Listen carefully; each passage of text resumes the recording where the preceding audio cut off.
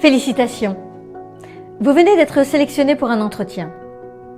Dans l'océan des postes vacants publiés chaque jour sur de multiples canaux, celui-ci a retenu votre attention. Comme un plongeur sous-marin sonde le fond des mers à la recherche d'un trésor et voit son regard soudainement attiré par une lueur, vous êtes tombé sur cette annonce au milieu de vos recherches d'emploi. Le job de vos rêves. Vous voici extrêmement motivé pour l'obtenir. D'ailleurs, en lisant sa description, vous vous êtes reconnu. Ce poste, il est pour vous. Du côté de l'organisation qui a besoin de remplir cette fonction, nouvellement créée ou vacante depuis quelque temps, votre futur employeur, lui aussi, s'est plongé, seul ou soutenu par une équipe, dans des centaines de candidatures, à la recherche de la perle rare. Et votre candidature a retenu l'attention des recruteurs. Vous voici maintenant sur le point de passer un entretien déterminant. Cet entretien est l'occasion de permettre à l'employeur de mieux vous connaître. Avec cette confirmation, vous êtes sur le point de décrocher votre nouvel emploi. Il est important de mettre toutes les chances de votre côté en vous préparant pour donner le meilleur de vous-même. Comme pour l'apprentissage de n'importe quelle compétence, les entretiens réussis nécessitent de la préparation et de la pratique. Il n'y aura pas de seconde chance pour faire une bonne impression. Voici quelques astuces pour franchir cette étape avec brio.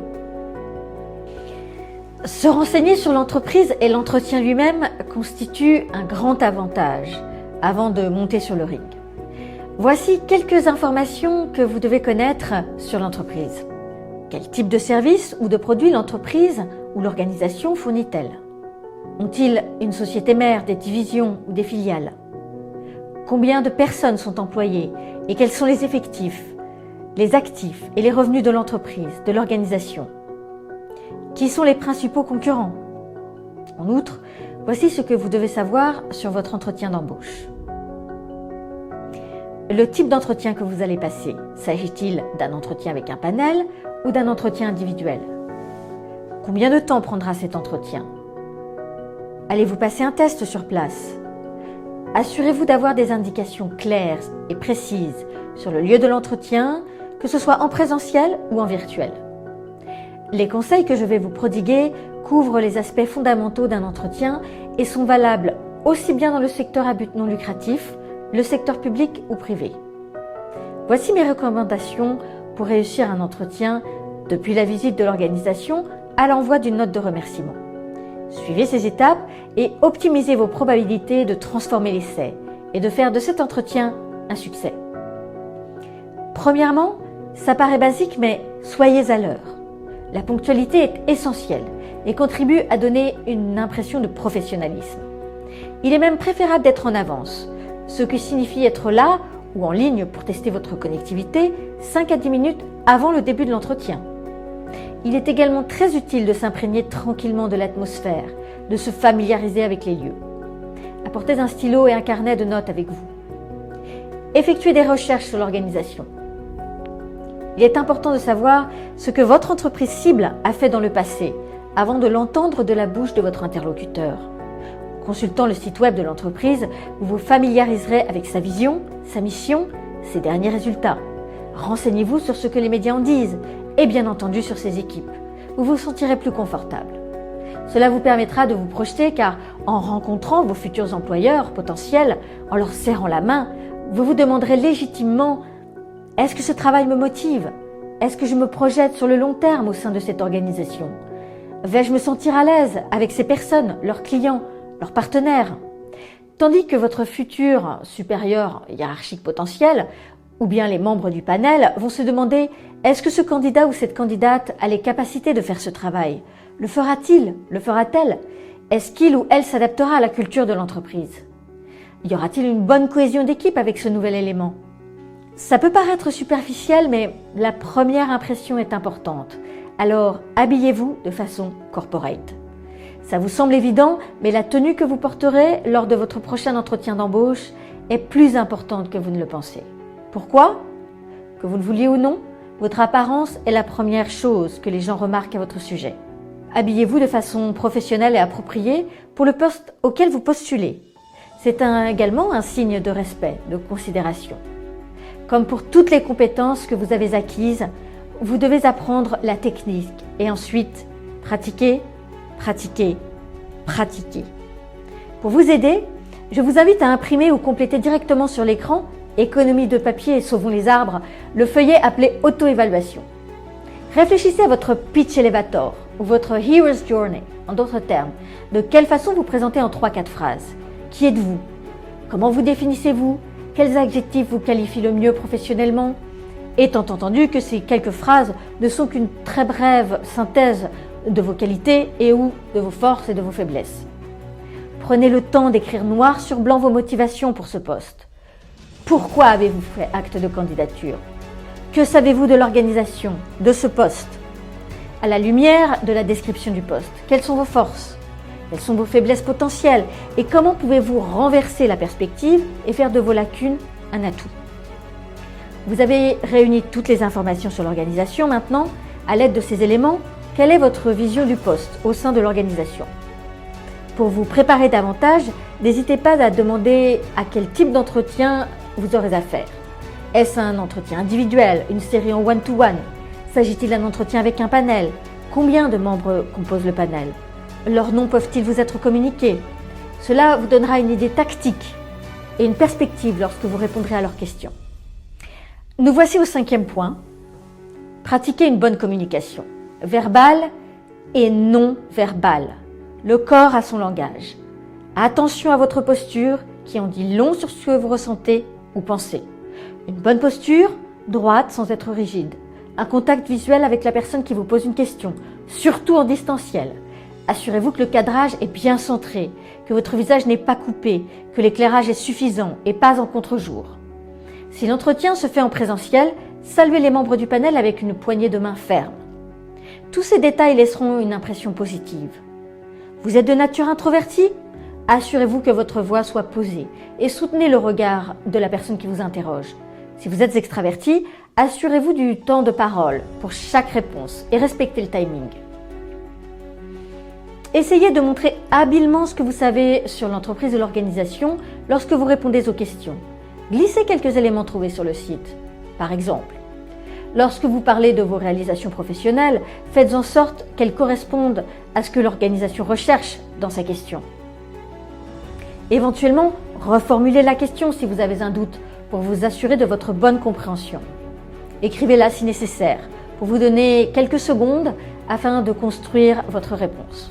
Soyez prudent pour répondre à certaines questions. Attention, lorsque les interlocuteurs vous demandent un exemple d'une occasion où vous avez fait quelque chose, ils posent des questions comportementales qui sont conçues pour obtenir un échantillon de votre comportement passé. Si vous ne parvenez pas à donner un exemple précis, non seulement vous ne répondez pas à la question, mais vous manquez également une occasion de prouver votre capacité et de parler de vos compétences. Le modèle STAR vous aidera à construire une réponse appropriée à ce type de questions. Mais qu'est-ce que le modèle STAR? S pour situation. L'intervieweur veut connaître une situation dans laquelle vous vous êtes trouvé qui a constitué un défi pour vous. Comment avez-vous réagi? Dépassez ce défi. T pour tâche. Quelles tâches aviez-vous à accomplir dans vos précédents emplois? Qu'avez-vous accompli? Quels objectifs avez-vous remplis? L'examinateur cherche à avoir un aperçu de votre sens de l'objectif à court terme. A comme action. La personne qui vous questionne cherche des informations. Ce que vous avez fait, pourquoi vous l'avez fait et quelles étaient les alternatives. Comment avez-vous réagi à une situation donnée? Quelles actions avez-vous menées pour atteindre vos objectifs? R comme résultat. Quel a été le résultat des actions que vous avez menées? Qu'avez-vous obtenu grâce à vos actions? Et avez-vous atteint vos objectifs à court, moyen et long terme? Utilisez le modèle STAR pour retravailler votre CV. Pour chaque poste occupé, quelle était la situation au moment de votre arrivée? Quelles étaient vos tâches prioritaires? Quelles actions avez-vous entrepris pour atteindre vos objectifs? Quels ont été vos résultats et en combien de temps? En tant que candidat, candidate, est-il judicieux de poser des questions? Poser des questions vous permet également à votre tour de sonder vos interlocuteurs et confirmer si vous vous sentez à l'aise avec eux. Mais attention aux questions que vous poserez. Les meilleures questions proviennent de votre écoute pendant l'entretien. N'hésitez pas, encore une fois, à prendre des notes pour revenir sur des points abordés, donnant lieu à des interrogations pertinentes de votre part. Enfin, last but not least, le suivi. Une note de remerciement, réitérant votre intérêt pour ce poste, n'est jamais mal perçue. Un courriel suffit dans les 24 heures suivant votre entretien. En plus d'être une preuve de tact, ce suivi effectué peut potentiellement vous permettre de connaître le statut de votre candidature. Et maintenant, voici les erreurs à ne surtout pas commettre. Arriver en retard, en âge. Anticiper. Prévoyez large et si malgré tout un imprévu survient, prévenez l'organisation de votre retard. L'attitude. Ne pas se montrer trop à l'aise en se coulant dans une chaise, par exemple avec nonchalance. Ne pas attendre que les membres du panel vous fassent signe de vous asseoir. Ou encore, en distanciel, être assis et ne pas se servir correctement de la caméra. Notez que boire un verre d'eau durant l'entretien est tout à fait admis. Gardez une bouteille à proximité ainsi qu'un verre. En plus du stylo et de la feuille, cela vous donnera l'opportunité de réfléchir à la meilleure réponse à apporter. Ne pas prendre l'entretien au sérieux.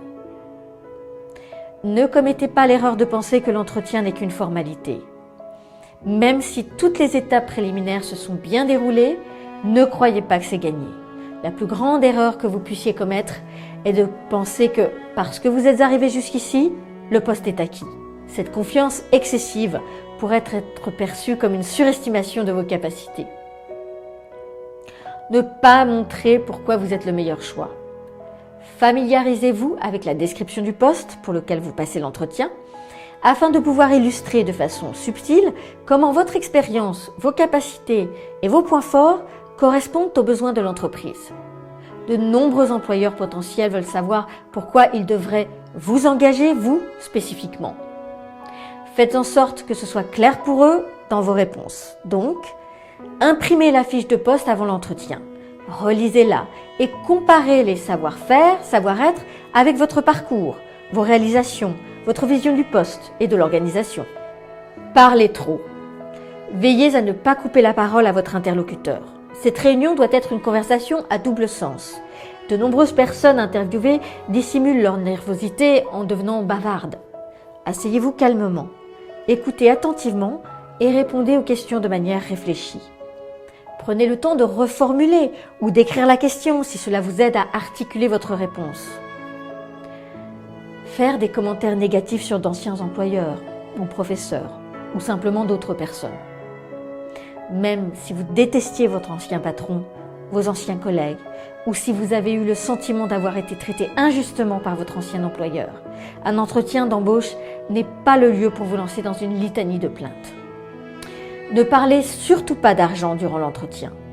Le sujet du salaire sera abordé au moment opportun. Suivez votre interlocuteur. Il se peut qu'il garde ce sujet pour une conversation ultérieure. Gardez à l'esprit vos exigences salariales liées à vos postes précédents et vos performances. Assurez-vous cependant que vous avez reçu l'essentiel des informations à ce propos. Voilà, j'espère que ces conseils et erreurs à ne surtout pas commettre vous aideront. Je vous souhaite, encore une fois, bonne chance pour 7 ou 16 entretiens à venir et je l'espère, votre nouvelle aventure professionnelle.